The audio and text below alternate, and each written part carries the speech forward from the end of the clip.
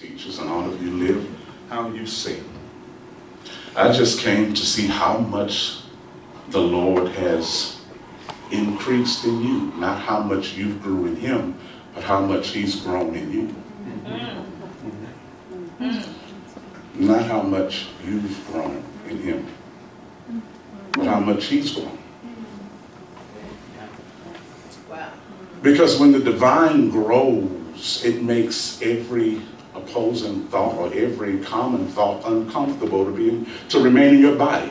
As the divine grows, all other thought becomes uncomfortable to remain in your body. Write that down. As the divine grows, any limited thought becomes uncomfortable in remaining in your body. It's not a matter of how much you've grew in the Lord. Because sometimes as we try to grow in the Lord, we do a lot of things. I think I better read more, and you never read more. I'm going to fast more. You know you don't do that. You know, the 2-hour fast, you know. Fasting with a plate in your hand. I'm fasting. Timing your fast. I'll be off my fast about 6. Yeah, you watch the clock, you drive. I'll be off at 6. I'll be done with my fast at 6. When you're trying to grow in the Lord, you make up a lot of things. When you try to grow in the Lord. You try to grow in the Lord, Bill Gates. You try to make up a lot of things. I think I'll start treating people better. You start lying to people. You're smiling and lying at the same. How you doing? How you doing, Sister? Lying. Just you're trying too hard to grow in the Lord. When you try to grow in the Lord, that's the most fear you experience, because there is a fear of not getting something right, and when life evolves and just acts the way it acts, you begin to evaluate yourself based on what happened to you. When you're trying to grow in the Lord, isn't that what we're trying? That's what we're supposed to do. The Bible said, grow in grace. You know, you have to go back to the Bible. I say, grow. As we try to grow in the Lord, you look at so many different things, and you don't know how to just breathe or be naturally divine. Things naturally divine, that's a no-no. You don't say that when you're trying to grow in the Lord. You're who God is? Oh, no. We're still trying to breathe that. We're still trying to do that. Because there is a devil out there. I'm serious. It's, when you're trying to grow in the Lord, you constantly employ a devil or the enemy. Because I need something to attack me to evaluate or to validate my growth in the Lord. As I grow, if you were not growing, the devil would not be bothering you. And psychologically and subconsciously, beautiful, we believe that. We accept that. You see, fear is no longer being scared now. Fear is a constant comfortability with present thought. Fear is no longer, I'm scared to do that. Fear is, I'm comfortable with my thought that protects me from the unfamiliar. I'm comfortable with any thought, culturally given, thought given by experience, thought by my gender, thought by my age, thought by my color, thought by life. I'm comfortable with feeling that this is the way it is. Fear is no longer being scared or just being afraid now.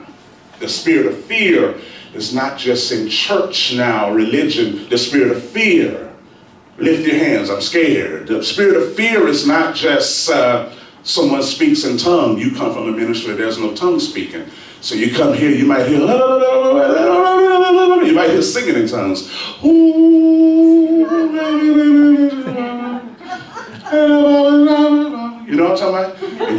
Nobody said, "Oh, speak in tongues." You come from a place that's just like, "We know the Lord." You know, and all of a sudden you hear in tongues speaking. It's fear. Or prophecy. Getting up, something unrehearsed. The Lord told me to tell you. See, but it's no longer, well, don't you supposed to get the person's permission before you speak? The parameters and the barriers of what's proper and what's not. You feel me? Mm-hmm. Fear is no longer, Melissa, do testimony service. I can't talk. I can't. Wow. I can't. Oh, come on. That's anxiety. But that's not necessarily a spirit. That's not a demon. That's not necessarily. Or I remember coming up, before we teenagers and we're driving, and all of my friends. I'm not boring y'all already, right? I'll be done in a minute. You okay, Maurice? Okay. Yeah, I remember coming up, driving. I had a girlfriend. She had a little small car. Had a little Nissan Sentra back in like 1986, a little small car. And I didn't like driving the big cars. I felt if I got in a little car, I could just, turn it with one finger, She had that car, boy, and I would get in that car and drive it like I knew how to drive. It's too small to mess up in. That car's too small to mess up in. And my friends would say, "I know you're driving, Undrai, but are you driving on the freeway?" He was like, "Oh, Lord." That was the fear of getting on the freeway. You understand? Now that's anxiety, but it's not the devil. It wasn't the devil. Spirit, see. When you're trying to grow in the Lord, every discomfort, we look at it as some demon with a wing over you. This demon has wings. One is bent because he's the devil. If you were a holy angel, the wing would be straight. But because you're a demon, there's a break in your wings. It's pointed. And so we look at the spirit of fear, and we begin to cast it out. Cast out the spirit of fear. Caleb, come up and do this. I don't feel called, No. It's being afraid. But now the new fear is when I become comfortable in a set of thoughts and rules based on me, on culture, or something happened. It's a silent set of rules, thoughts, opinions, right and wrong, not just evil, not sin, just life, just living, Craig, just life, a set of rules, just a set of innate thought, silent yeses, silent nos, that you agree with, that formulate how your persona is developed. It also, you understand what I'm saying? It also, I'm not boring you, right? I'm not. And it also comes with how this set of rules in your head begin to tell you how to think about yourself. And I know we know the Bible. God says I'm the great. Yeah. But it's a set of rules that when you look in the mirror, and it's like, it's a thing that you hear. And you don't tell anybody you hear it. And sometimes people can come and they can say something, your behavior or how you talk to yourself, this set of rules in yourself. It's not verses either. It's man rules, woman rules, girlfriend rules, boyfriend rules, married, divorce rules, had a child, lost it, abortion rules. You understand? Things happen. How many of you hear me? Yeah. Things happen in our life. Silent, shame things, just stuff. And you can look at yourself and this is what I feel. Man, you could be a successful businessman and not knowing that you need this business to work to lift you up emotionally in a certain way. It's not a matter of the bottom line makes me a better businessman. no, I have to grow the business because I don't feel accepted. I have to keep the marriage working. I don't feel, you understand that there's little hidden motives and feelings. How many, raise your hand if y'all know what I'm saying? Oh, yeah. It's like I came up, and whenever I had, and I'm getting somewhere. I won't be here for 4 hours either. I know everybody's braced themselves. You put your shoes on, you didn't have shoes on, right? I remember when I was coming up, Kayla, whenever I had something important, my brothers already knew I was sort of sensitive of what people would say.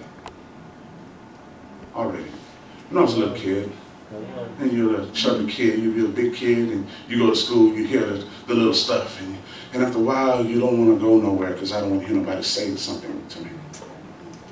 And so all of a sudden, when you get something incredible in your hands, my brothers knew how to see me and say, Undrai, what's that?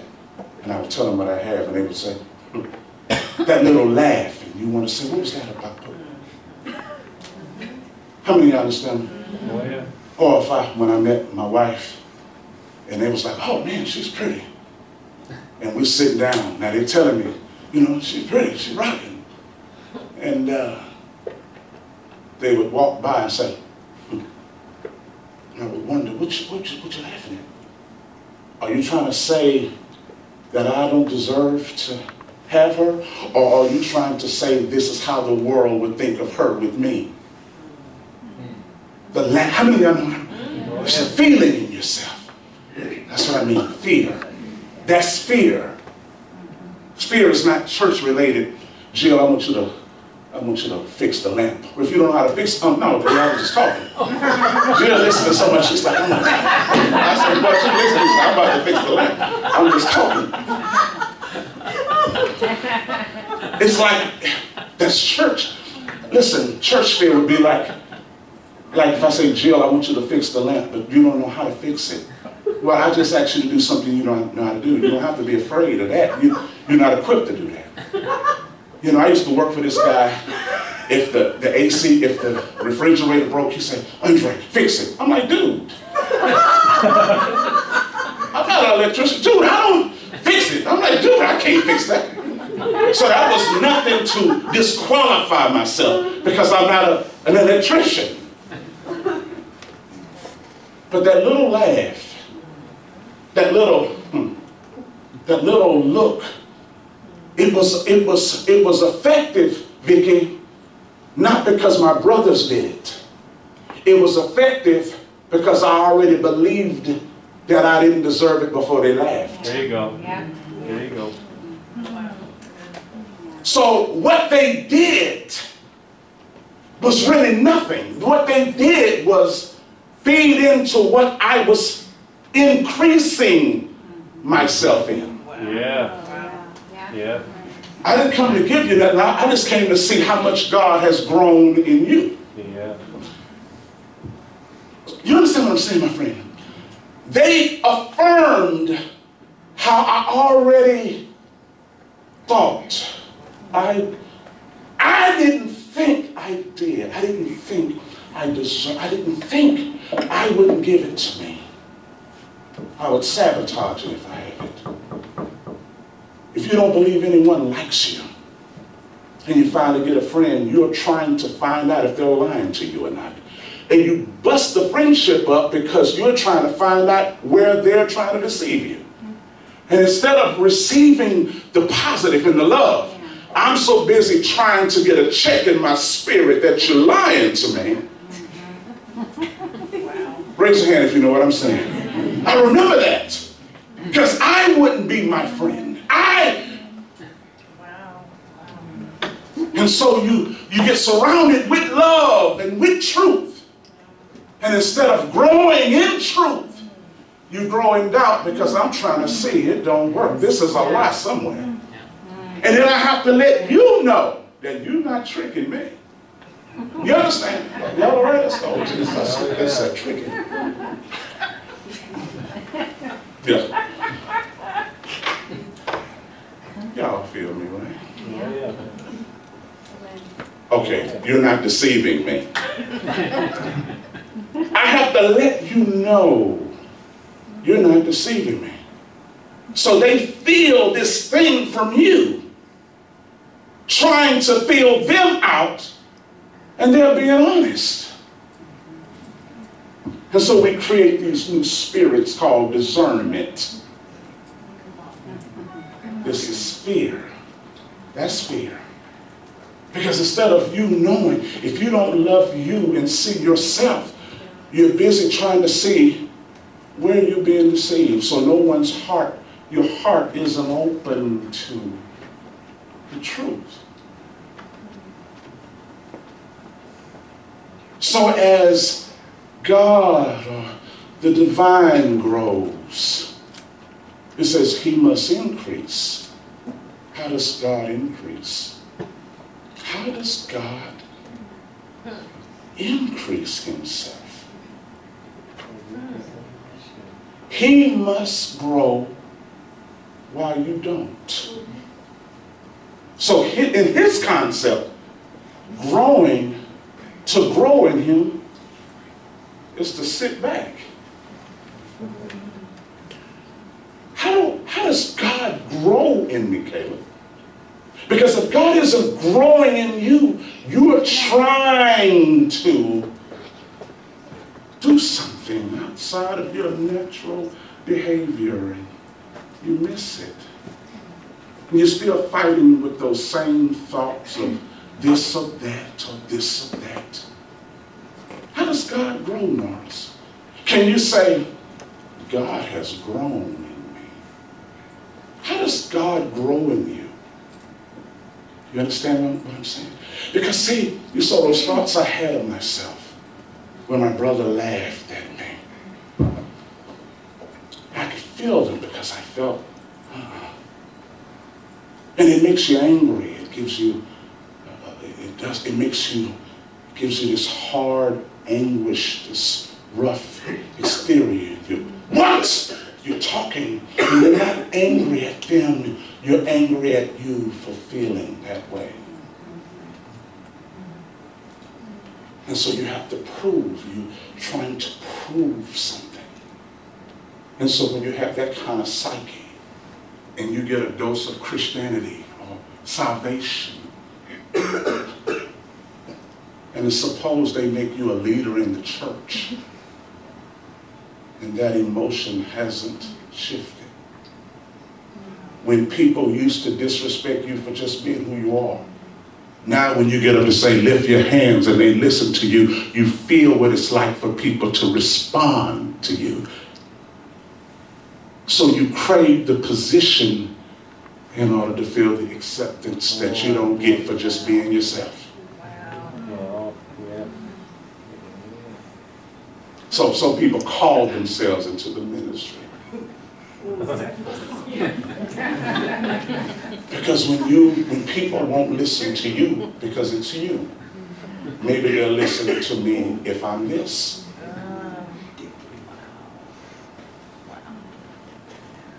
And so you're constantly filling people with commandments. Let me show you. Stand up, baby. Stand up. Just stand up. Sit down. Sit down.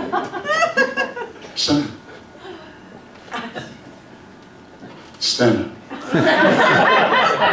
Stand up. You're helping me out, though. Stand up. I mean, you're helping me out. Sit down. No, you're helping me. Sit down. Stand up. Stand up here. You're helping me. There's a point to this.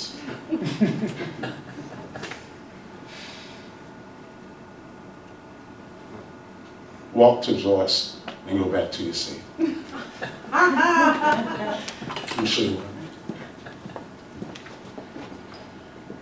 mean. Now go back to your seat. Now, if a person don't listen to you because of you, and you know they don't, that anguish and that self-defeat. But now I got a position. What if it was possible if we created these false prophecies just to get people to do what we said? False prophet can speak accurate things, but if he's emotionally destroyed, you see, prophecy is not what I say do. It's you just listening to me, period. And there's no growth in it for you because you were making me grow doing what I said. It didn't do anything for you or your company at all. That's why you could sow money into people and listen to people's instruction and wonder, how come it didn't bless me? Because the person who gave you the instruction didn't give it to you for you. They gave it to you for them. Wow. Really good. Yeah. I imagine the church is growing because we're giving you instruction because of us. You understand? Because God hasn't increased in us. He must increase. As God increases, you become uncomfortable with any thought that causes you to look at the barriers or the comfortabilities that hinder you from becoming all of your fullness of divinity. Fear is when you become comfortable with the parameters and conceptual thinking that causes you to find an equation between what you're being instructed to do and how you see it and how you formulate the opinion and keep your box where it is. Fear isn't just read the scripture, I didn't read it. Fear isn't just stand up and you don't stand up. Fear is in life. God did not give us the spirit of fear. But we say that in church. When God increases in you, all of a sudden the discomfort in the being different or doing the impossible becomes irrelevant. You naturally, it's because He's growing in you. And you're no longer looking at yourself and coming up with a false equation. How do I know God's growing in me? I'm not coming up with a false equation of myself. Naturally. You forget how to lie to yourself. God's growing in me because I forgot how to be scared. I forgot how to doubt myself. How do you know God is growing in you? Am I making sense, guys? Yeah. It's not a matter of the easy thing called right and wrong. That's too easy. Don't cuss somebody out. That's too easy. Don't get drunk. You know, we didn't change that. Well, moderation now. I mean, I was coming up in church. No drinking, no drinking. He said, nah, it's moderation. Have a taste. Just don't get drunk. You know, we know how to adapt things and adjust things. But that's still not proof of God growing in you. How do you know God's grown in you? What happens? What thoughts shift? And I'm going to say this, and I sit down. I'm not boring you, right? Am I making sense of what I'm saying? Am I making sense, beautiful? Imagine false prophecies and people's hope being lost. Constantly paying people money to stand up and say positive things to you.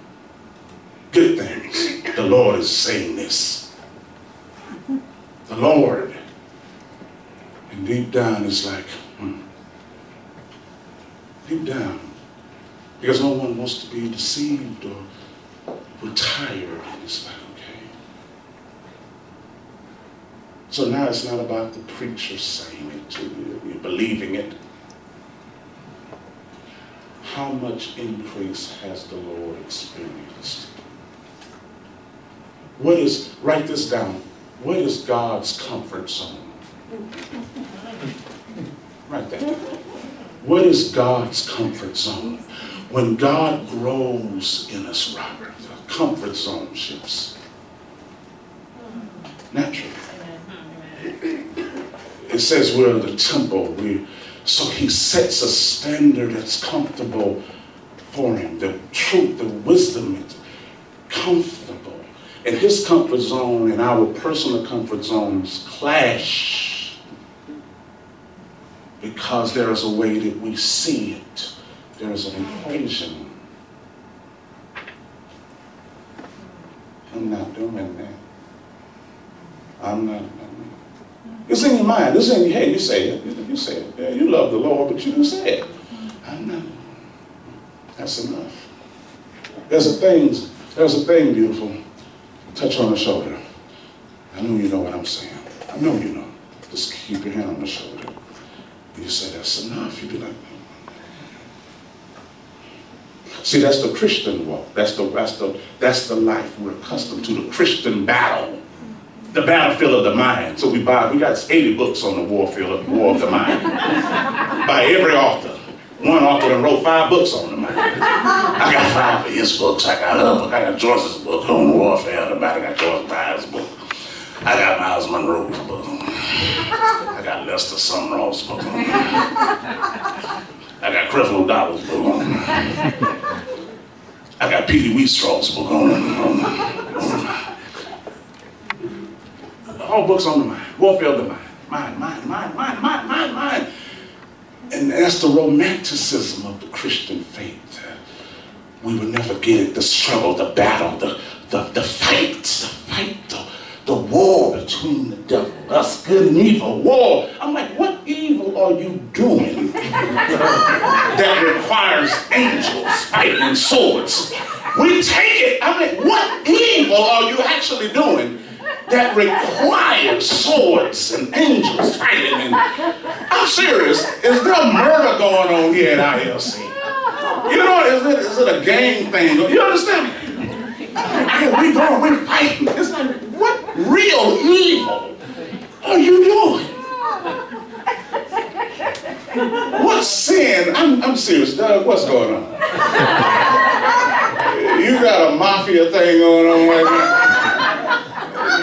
You responsible for like 7 murders out here or something like that. I'm serious, because this is like for it to be angels. For us to go to demon training. No, I'm just telling you where it comes from. The romanticism of our Christian faith. I believe. The word says. But when we say the word says, we're not believing. We're shifting responsibility of becoming. There you go. We're reminding God, I didn't say it, you did. That's not believing. See, your word says. We feel God has an ego problem and can't stand being called a liar. And because he can't stand being called a liar, he has to do so. So we interject that emotional trip in us on the divine. It's really good. That he's codependent and he's concerned if you call him a liar. So he has to do it. Amen. Yes, and so there's no growth. Because that's how we feel. We don't believe. We don't believe it. That's why we scream it. As though God looks at money the way we look at it. You give that offering, I do it. I'm like, what stores are you shopping at, God? And he does believe in seed. I'm not saying don't give. But the emotion and the perspective is how we are. What if, now I'm gonna take my seat. Oh, you guys tracking with me? Yes. Imagine, because we come from such an incredible God. He didn't create Christians. God created himself. Right. I got water.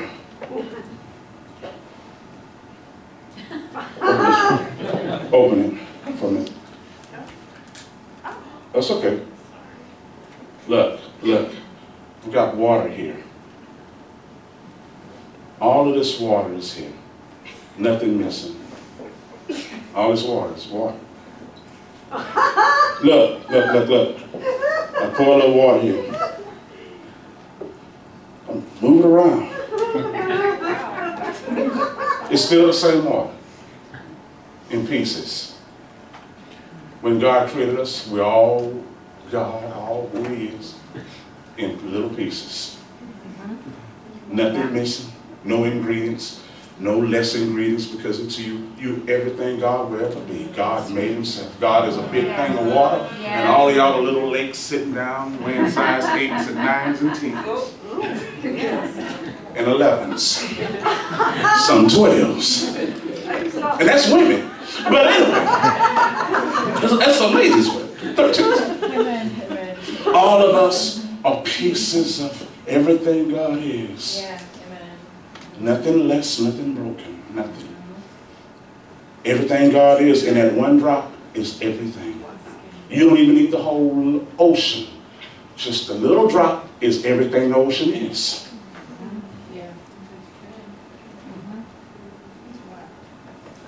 You're a piece of God. You're a piece and all at the same time.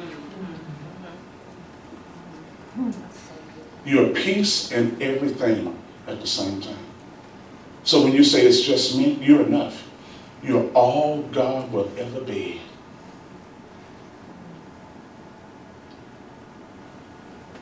But inside, who you are, experience, don't believe that. Intellectually, we believe that. Intellectually, it makes sense. We get together, that's how come we have to quote scripture all the time. Because the Bible's true as though the Bible wrote itself. The Bible said it as though the Bible talks by itself. As though the Bible said it itself. Like it just said it.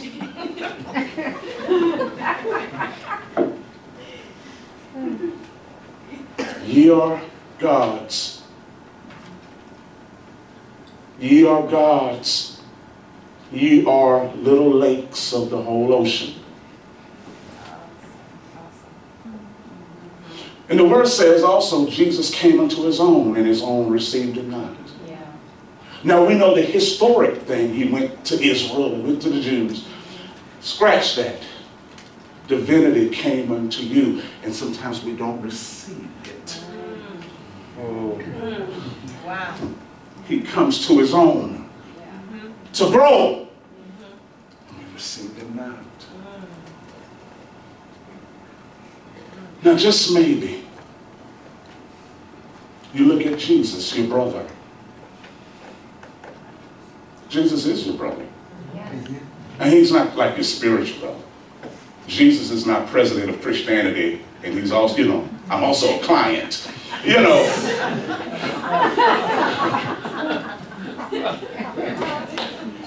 Jesus, I'm a part of this club too. I also am a client. And it's my own hair.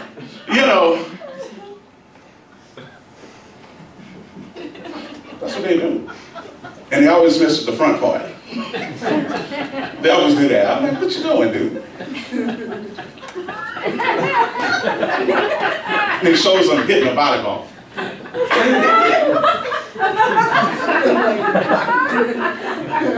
And he's in there with the chick, and she's like,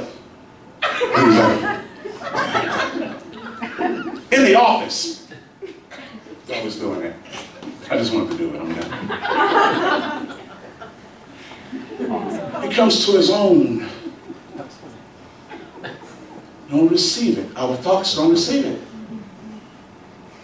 Our thoughts of, You start calculating your life activities, secret lusts, and but He's your brother. Jesus is your brother, the firstborn of many brethren. Which meant God made, He's the elder Christ, and you're the younger Christ. What's your name? Kevin. Kevin. Let me hear you say, my name is Kevin, My name is Kevin. and I'm a younger Christ. I'm a younger Christ. Yeah. The thing that causes that truth not to take root is our Christian concept of having Christ. It's the barriers of words and blood. I'm a blood-bought believer. You bought me. It's the thing he bought us. And I'm yours. It's that the criterion of the blood and the mercy and grace, all of the things that just, it's like we got to learn all of these principles just to be normal. We got to learn, we got to buy books. We got to do teachings just to breathe. We haven't learned to breathe in this. But your brother, I got a few minutes and I'm going to go. Okay, I didn't put this watch back. I was like, Lord, wait a minute, it's 10:35. I didn't set it back. That's why I was looking like, I'm like, Jesus, I've been here 3 hours. Jesus, because, and I'm sharing this because you have the Spirit, and I want you to listen to me. Jesus, because of how he knew he didn't have a fight with his nature or a contention. It was never really a point of discussion to go pray to get a better footing on being the Son of God. I need a better footing. I'm being prayed up so I could. It wasn't a costume to put on, because that's the romanticism of Christianity. You put on the costume of goodness. The righteousness. It's not mine, it's his righteousness. It's constantly blaming. They blamed in the garden and we blame now, even for a good thing. It's his, not mine. It's blame, constant finger pointing. The woman you gave me, the snake. And now here we go now, Darren. This is your righteousness, it's not mine. This is your life. If it works, hey, good. If it don't, hey, this is yours, buddy. I'm rich. And we're constantly selling that. In your consciousness, you believe you're rich. And no matter how many times people say something good to you, Andrew, Kevin, and they say things, and you try to hold on. Sometimes the greatest presence of fear is seen in our hunger to hold on. Because when something's yours, you don't have to hold it.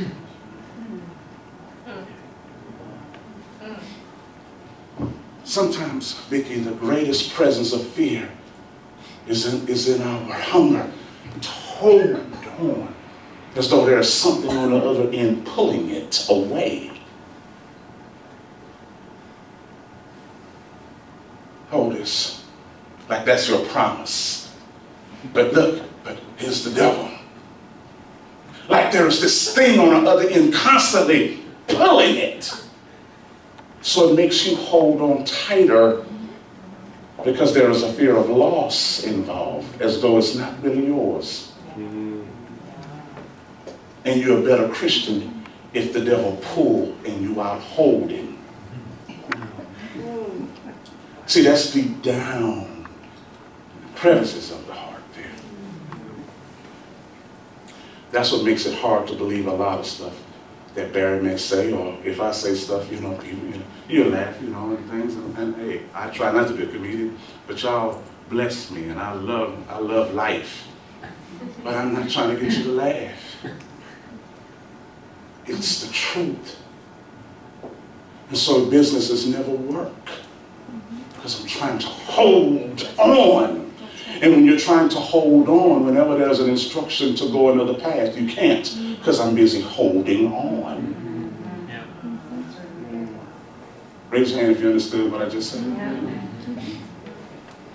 I'm busy holding on. I'm in a fight here now. And Jesus, because he didn't have that mentality, Norris, talking to Mr. Big Norris. Big Norris.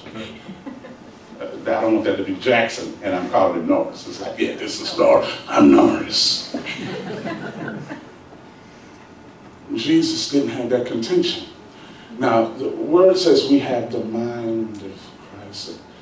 It means the same behavior of Christ. The mind of means you think naturally of yourself the way he thinks of himself.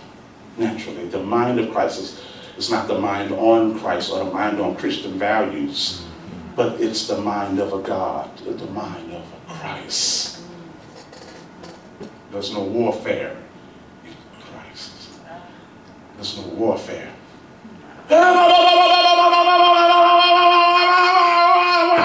And we do it, Lord. I know, dude, I know. You done heard louder. You feel me? There's no war in him. There's no war in him, Kevin. Because there's no contention in his consciousness or in his mind that makes him see otherwise. So listen to me, I'm going to show you something. So the earth and the atmosphere, now this is where I'm headed in my life. And I'm finished. I'm about to share it with you. The atmosphere was a reflection of the freedom and the naturalness that Christ saw within himself, and it was naturally subject to him. If he said, do this, it did it. Because the earth looked like him inside.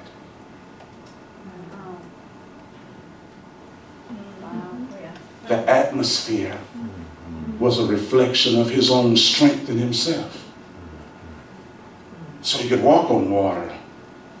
Because the elements, Melissa, was a direct reflection of all of the natural freedom that he saw in himself. So whenever he spoke to something, it naturally obeyed him, not because of a Christian law or not because of it's the church, because the element of how he saw everything, it was subject to him. It was a mirror of himself. So those of us who go through trials, or the earth is hard, maybe the earth is hard because we see ourselves in a hard place. And it's hard for us to live this thing, and it's hard for God to grow. So the elements respond and look like the hardness within our own inability to believe who we really are. Did y'all understand what I just said? Every one of you, see, my world works for me, and your world works for you. But in your world, maybe it's hard because God growing up in you is hard. And maybe because he finds it uncomfortable to increase because your thoughts are precious and you won't decrease in what you are, the earth or the elements or whatever you're holding in your hand begins to be a reflection of yourself. How many of you caught what I just said? Yeah. You can see people that say, man, it seems like everything they touch it turns to gold, because maybe gold makes gold.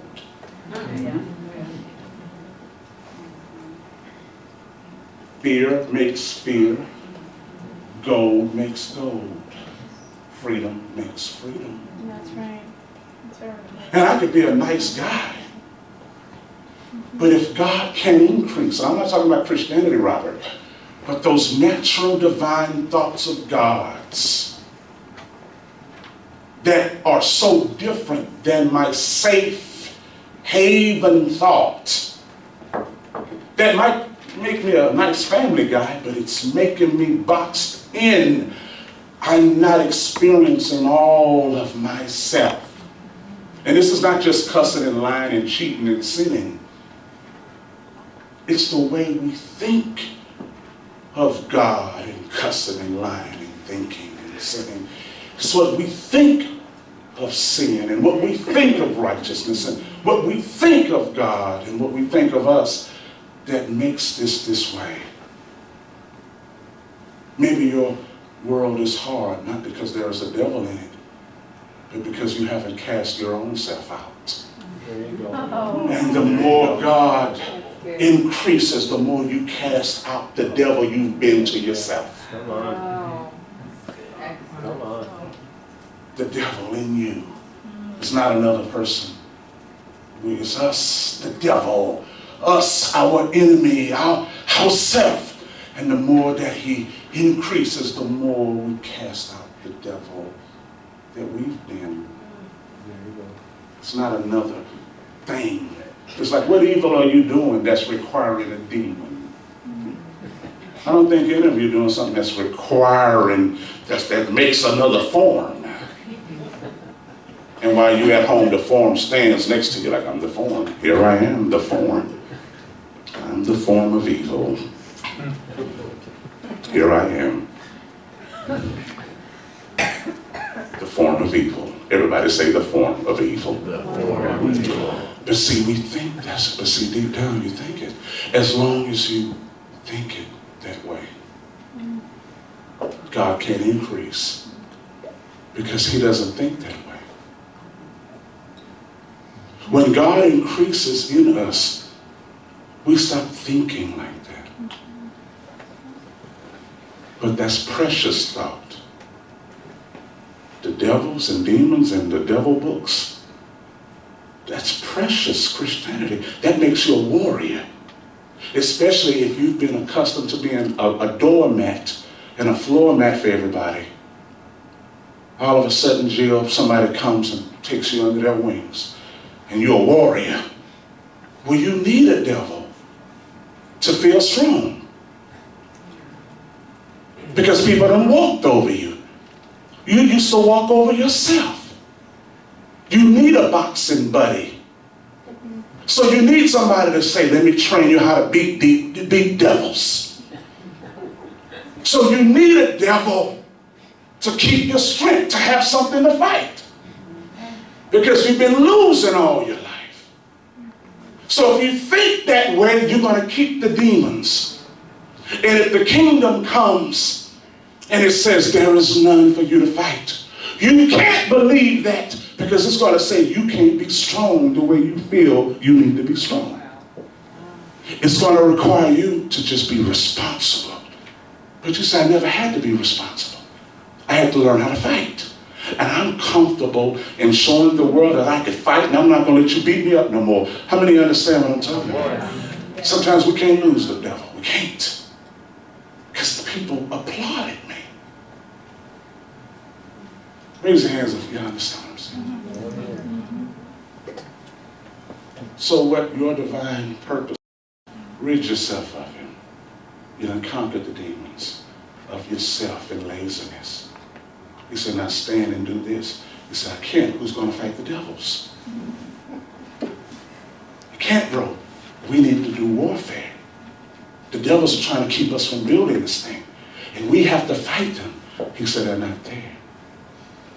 But I got to keep fighting. What else would I be needed for? See, sometimes growth in the Lord or the Lord growing in you will free you from the thing you thought you needed to grow.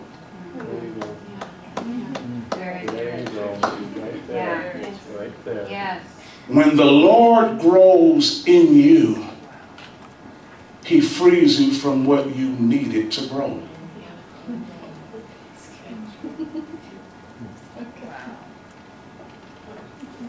Am I making sense? Yes. He frees you from every thought and idea that you thought you needed to grow. That's why it's like, Lord, you're freeing me from thinking that way to grow. Because I do this. If I do this, I'm growing in you. And he frees you from what you thought you needed to grow. So he's putting your life out there now. You're talking about living the divine life? That's it. Because there's no thoughts of going to hell in the divine life, because hell isn't made for that. You guys, you understand what I'm saying? Yes. So before I sit down, is the Lord growing in you? Has He increased in you? Because as He increases, whatever thoughts you have, it's not a matter of church thoughts, but your thoughts, your own.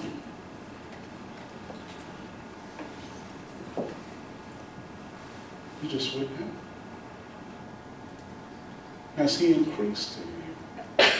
Kevin, has He increased in you? He must increase. And has He increased at a pace that He's comfortable with? Does God have to take baby steps to grow? Because if God has to take baby steps, who's God to whom?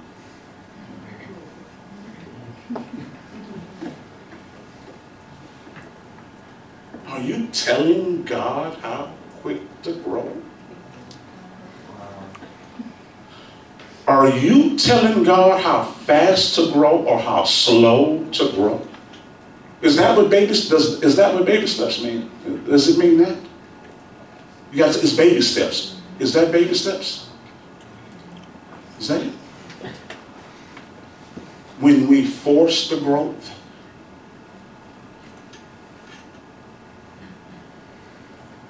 has God increased in you, beautiful? Kayla, has He increased in you? How about you, beautiful? Bill, has He increased? You guys all right? I'm about to sit down because I got to my hours now. I'm about to sit down. I'm going to save the 8 hours for tomorrow. I'm serious. Sean, has He increased? God has increased in me. But we're accustomed to that. You know, I'm really growing. You know, I see where there's growth. I'm really growing. The best form of growth is not to.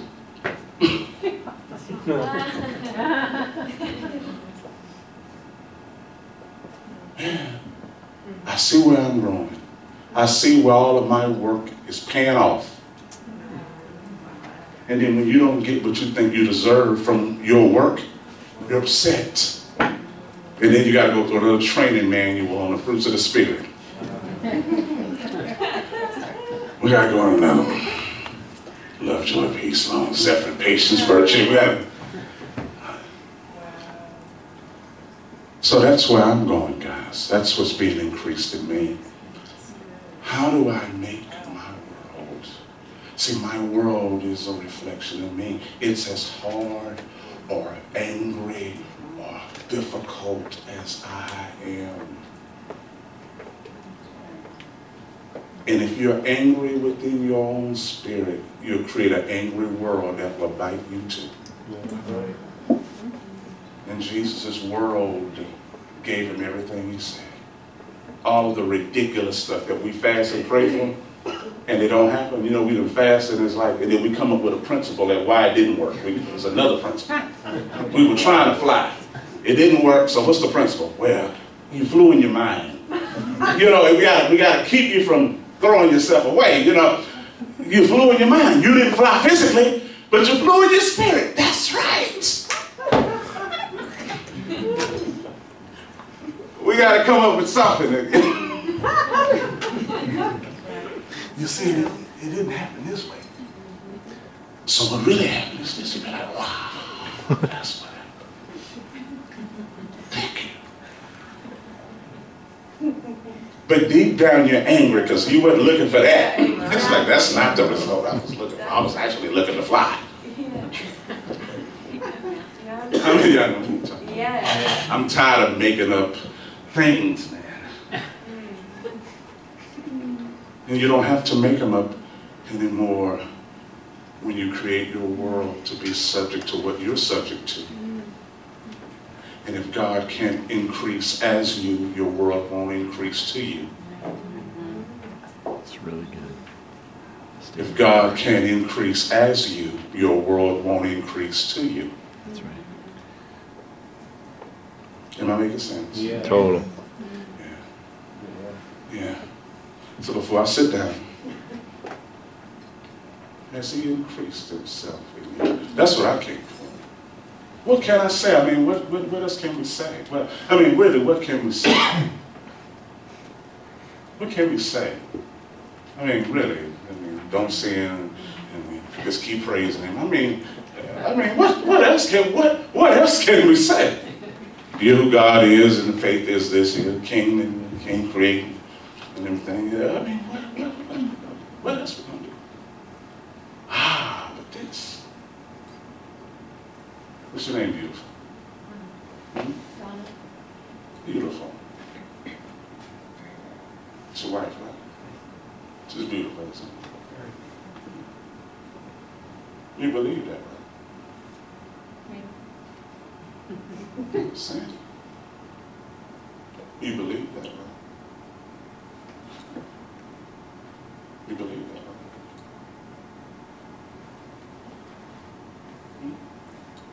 I'm about to say it. But you believe that, right?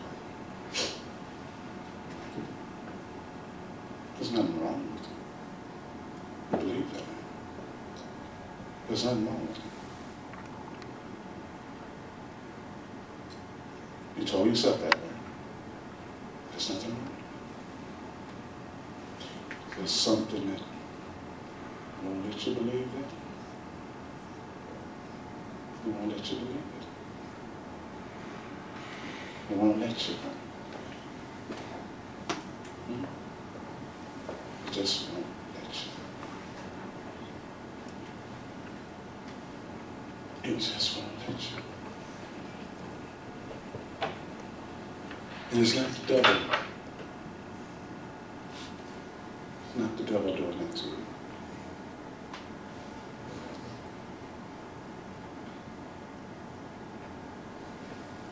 You want to free yourself. You free yourself. And freedom will come because it knows when you free yourself, you will go farther than His freedom, Him freeing you. If someone else free you, you only go as far as them. When you free yourself, you own everything. That's so good. Yeah. There's nothing wrong with you. There is nothing wrong with you. Nothing. Nothing. Nothing. And when you know you never have to look at anyone else again and compare anything. Because you're busy in your own world. See, God didn't create us to suffer with this till we die. That's not God. To create us with all kind of little things, and we call that the journey. I'm like, that ain't no journey. That's the journey. It's like, oh, no, it's not. There is nothing wrong with you. Nothing. Nothing. Nothing. Oh, nobody needs to lay hands on me and spit and fall out.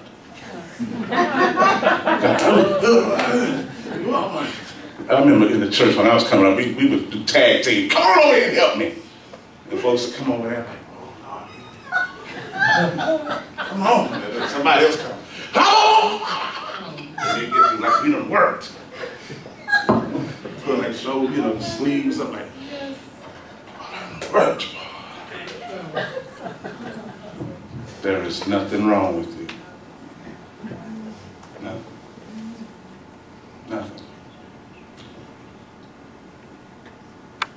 And when that settles in you, something's going to happen.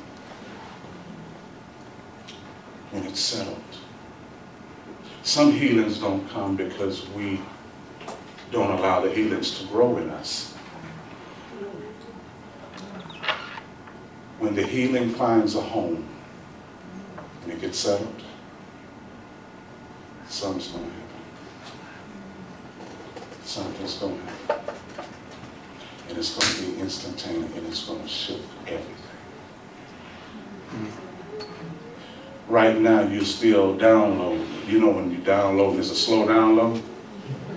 Fast up. The computer hadn't shifted over, but it's taking place. When you rid yourself of the old memory, the speed, okay, you know what's up. You feel me? Yeah. All right. Thanks for letting me talk to you. But y'all feel what I'm saying, right? Oh, yeah. Yes. Okay. What time is it? Somebody give me the time. 9 o'clock. Okay, I'm done. That's a record. I love you. I'll see you guys tomorrow.